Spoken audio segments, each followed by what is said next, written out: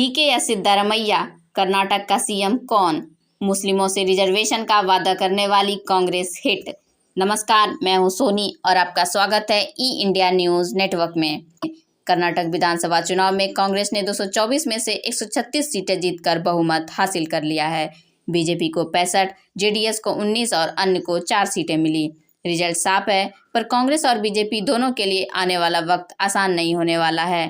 2 सवाल सीधे हैं। पहला, बीजेपी हारी क्यों, और दूसरा कि कांग्रेस में सीएम कौन होगा। मैं चाहता हूं कि मेरा भाई सीएम बने, यह बयान है डीके शिव कुमार के भाई और कांग्रेस सांसद डीके सुरेश का। वहीं सिद्धारमैया के बेटे यतींद्र सिद्धारमैया ने कहा कि बीजेपी को सत्ता से दूर रखने के लिए हम कुछ भी करेंगे। राज्य के हित में मेरे पिता को सीएम बनना चाहिए।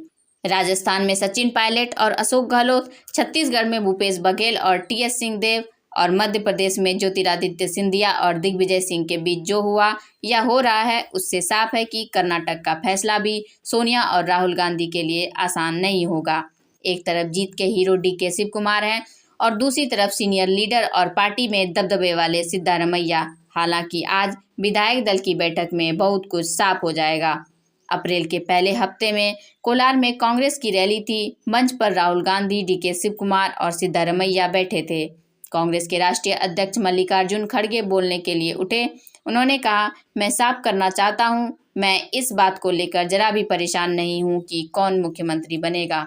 मेरी एक ही चिंता है कि कांग्रेस को सत्ता में वापस आना चाहिए। मुख्यमंत्री का चुनाव आलाकमान और विधायकों के फैसले से होता है। जनता के बारे में सोचें और बाकी फैसले आलाकमान पर छोड़ दें।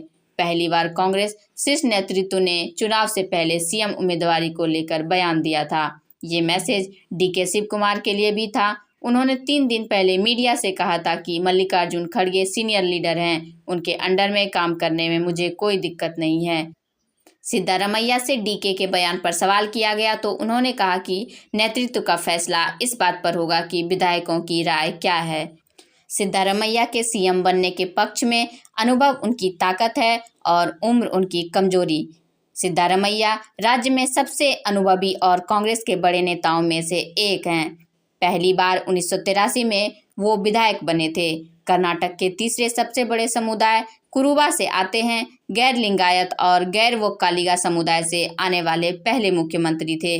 जेडीएस से राजनीति की शुरुआत करने वाले सिद्धारमैया 2004 और 2018 में डिप्टी सीएम रहे। गांधी परिवार के करीबी माने जाते हैं। सिद्धारमैया 2013 में सीएम बने। टीपू सुल्तान को कर्नाटक में नायक के तौर पर स्थापित करने की कोशिश की। इससे मुस्लिमों में उनकी पैठ बनी।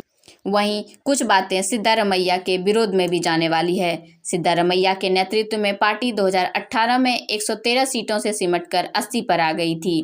इस बार पार्टी का चेहरा नहीं थे। पार्टी के दूसरे नेता और हाईकमान आगे रहा। उनकी सरकार ने लिंगायतों को शैव और वीर समुदाय में बांटने की कोशिश की। इससे समुदाय में नाराजगी है। सिद्धारमैया 76 साल के हैं। सीएम बनने में उनकी उम्र आड़े आ सकती है। वहीं बात करें डीके शिव कुमार की तो डीके शिव कुमार को कांग्रेस का संकट मोचक माना जाता है। पार्टी के लिए रिसोर्स जुटाने से लेकर दूसरे राज्यों में संकट आने पर कांग्रेस विधायकों को पनाह देने के लिए जाने जाते हैं। वो कालिगा समुदाय से आते हैं जो 50 से ज़्यादा सीटों पर प्रभावी है। उन्हें मुख्यमंत्री बनाकर कांग्रेस जेडीएस के गढ़ और वोक्कालिगा समुदाय के वेल्ट ओल्ड मैसूरू में सेंधमारी करना चाहेगी। छात्र राजनीति से शुरुआत करने वाले डीके कर्नाटक के सबसे अमीर विधायक हैं। यानी न सिर्फ कर्नाटक बल्कि बाहर भी कांग्रेस के लिए फंड जुटाने में सक्षम हैं। गांधी परिवार के बहुत भरोसेमंद डीके शिव कुमार दूसरे राज्यों में सरकार संकट में आए तो केंद्रीय नेतृत्व उनसे सलाह और मदद लेता रहा है। पिछली सरकारों में अलग अलग मंत्रालय संभाले, बेहतर प्रशासनिक अनुभव है। डीके शिव कुमार जबरदस्त रणनीतिकार हैं। इस बार टिकट बंटवारे से लेकर चुनावी अभियान की योजना बनाने में उनकी प्रमुख भूमिका रही। वहीं कुछ बातें डीके शिव कुमार के विरोध में भी जाती है। करप्शन के आरोप, सेंट्रल एजेंसियों की जांच चल रही है।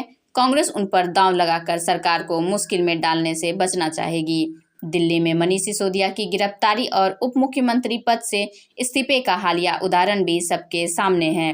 शिव कुमार 104 दिन जेल में बिता चुके हैं। उनके सीएम बनने पर दूसरी पार्टियां भ्रष्टाचार के बहाने कांग्रेस पर हमलावर हो सकती है।